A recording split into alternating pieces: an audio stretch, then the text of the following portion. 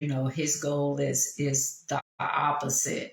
Whatever plans, that God has for your life, whatever he has spoken into your life, is the enemy's goal to come and try to steal that. And the way that he does that is he plant these seeds, these thoughts in your mind that did God say you was, just like he did Eve. Did God say that this was going to happen if you eat the fruit? That ain't going to happen, girl. Don't eat the fruit. You know what I'm saying? So his job is to come and lie, basically. That's what he does, is he lies, and he gets us to believe the lies that he tells, in hopes that we won't do the thing that God is saying that we need to do, because he's trying to keep us in this place, right? But God is trying to elevate us and move us forward into those things that he's already spoken over our life. Hey, everybody coming in. Thank y'all for coming in and joining me. I'm kind of tired. But I wanted to come back and reiterate, what the Lord was saying this morning about fear. And that some of you all just need to take God at his word and go on and step out and do the thing that God has told you to do. Listen, we are not going through another 365 days stuck in the same place that we've been all this time. It's time for us to move forward. It's time for you to brush off whatever you need to brush off, let loose whoever you need to let loose, whatever you need to let loose. It's time for us to move forward. Ain't y'all tired? I know. Listen, when I left Virginia, I tell you, I already had in my mind, no, I will not. I wrote a book called Step. Y'all need to get it. The day I told myself that enough is enough. You can either accept your life, the way that it is, or either you can move forward and do something else. The choice is yours, but you have the power to do whatever it is that you desire to do.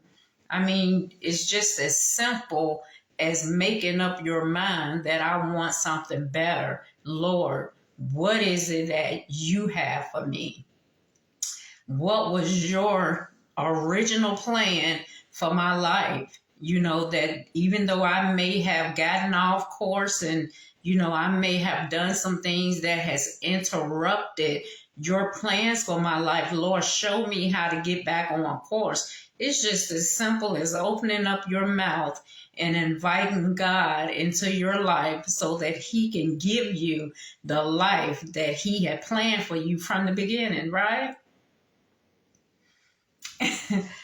So this morning, the Lord was just talking about fear, and I shared some things with you all, like when I first wrote my first book.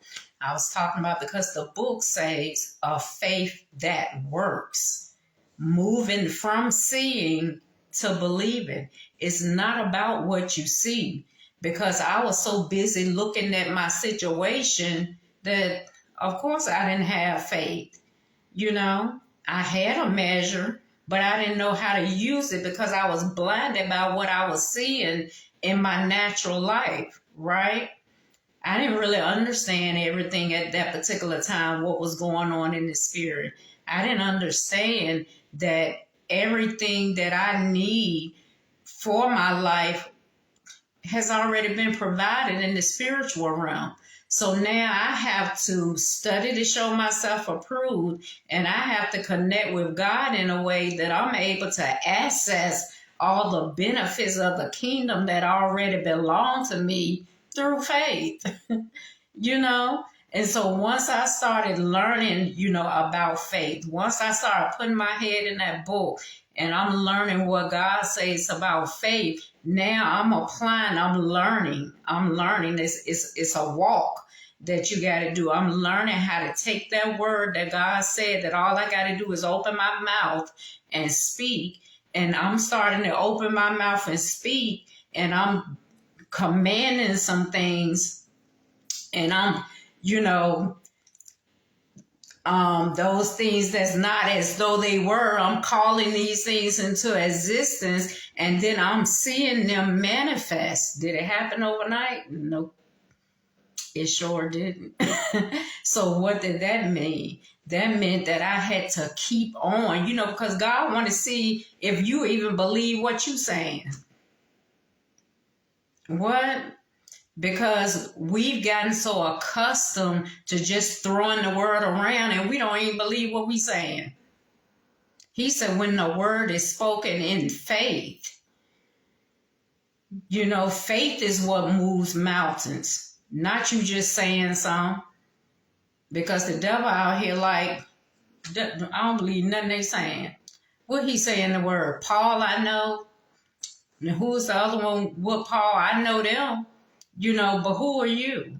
Because you cannot speak the word, just throwing the word around and expect it to work. You have to speak the word in faith. And when it's spoken in faith, then faith is what makes that situation change when you believe what you say. Right? So I just wanted to come back on because I don't know what happened with my live this morning. Let me tell you, even when I got off and I said, well, I'll just do a quick video and I'll send the video and tell them the rest of what I was trying to say before it cut off. Wouldn't even let me do a video.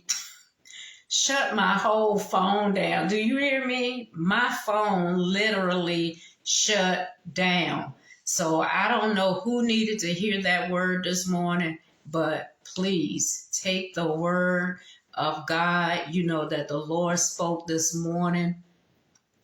Lose the fear. If God, the Lord have been coming through here saying so much in this group, all you got to do is just go back through the messages. The word is there. The Lord told us to make room. He told us to make room last year. So what you think he about to do this year? And if you still caught this year out of place after all that the Lord have given you last year with this word, then shame on you. Because guess what? Sister Teresa not about to miss this move. I don't think so. Not me. I have made room. And I'm ready for God to release all that He has spoken to us last year. He's about to come around and He's about to pour this blessing that we will not have room enough to receive. And if you still hanging on the stuff that God told you to get rid of in 22, then shame on you. Because I'm not going to miss it. I'm not going to miss anything that God has for me. Because nothing on this earth is that important to me. Right? I love my kids. Lord, they know I love them, to life. I love them to life. But guess what? I'm not going to miss heaven for now one of them. And they understand that because they know the word. Right? And then you got access, to the one, I'm writing all these books and all this. You are without excuse. You are without excuse.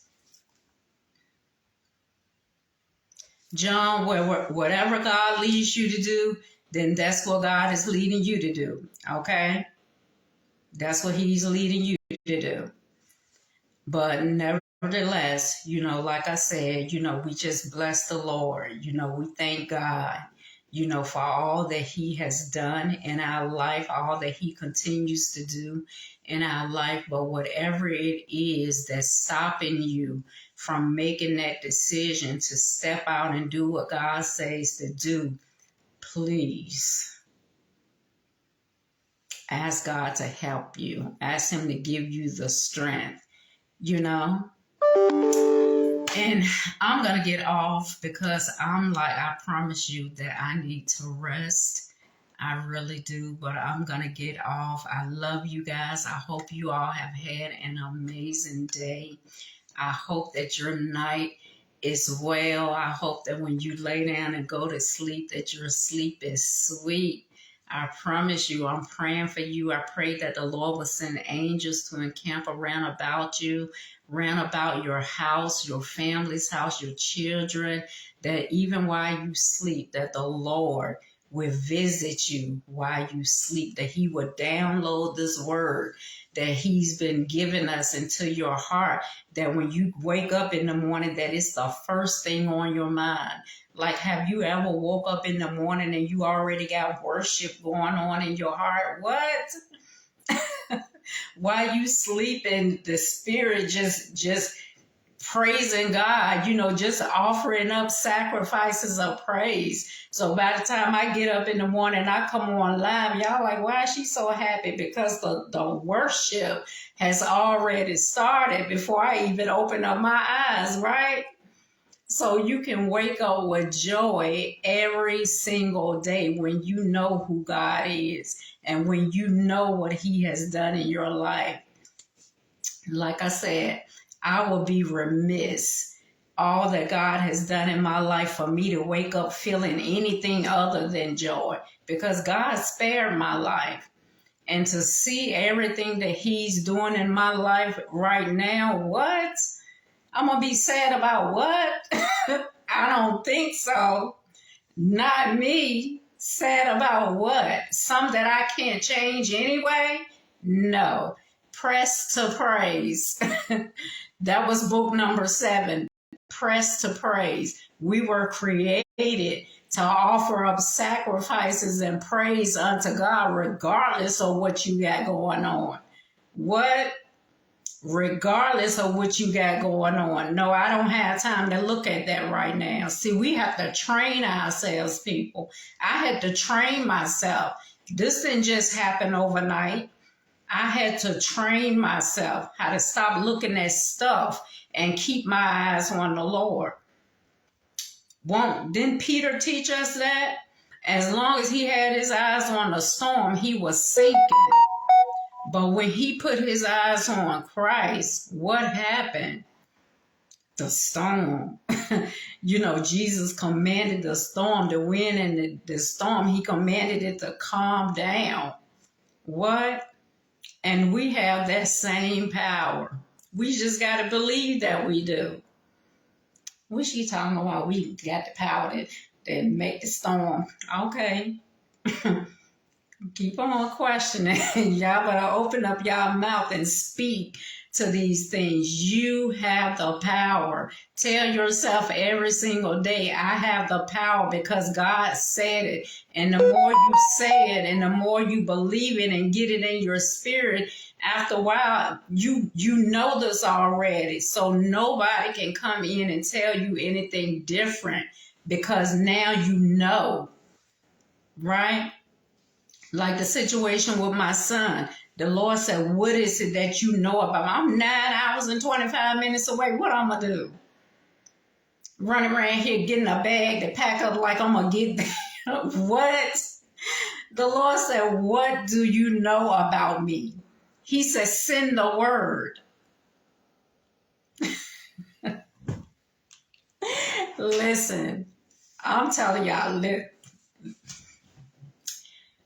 I don't know what to say.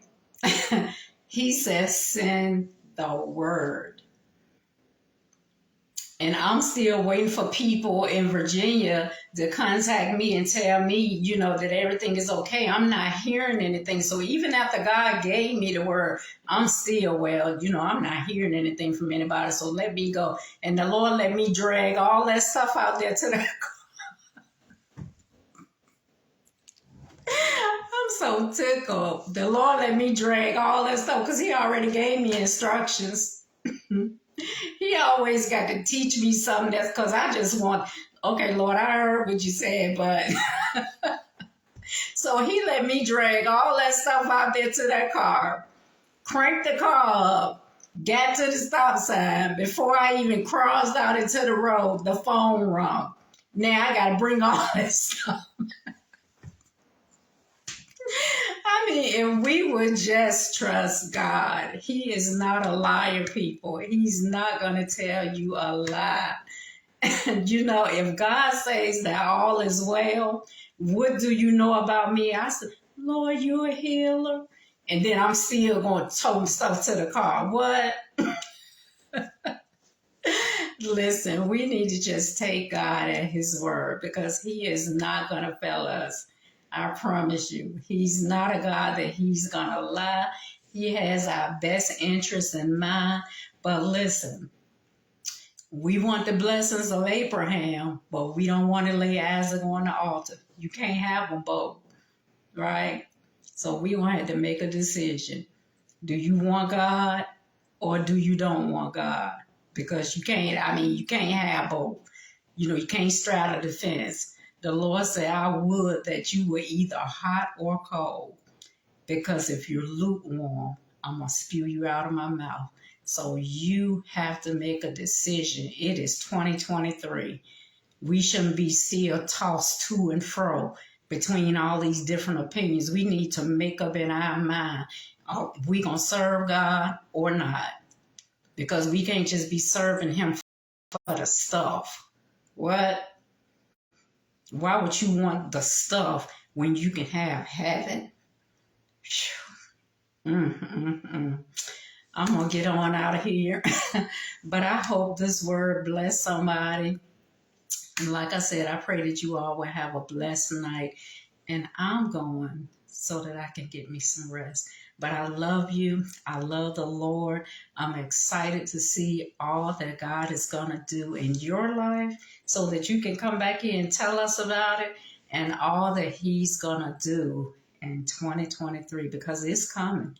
Promise you, when you see it, Sister Teresa said, I already know it's coming. So I'm excited to see what God is going to do. I love y'all. Have a good night.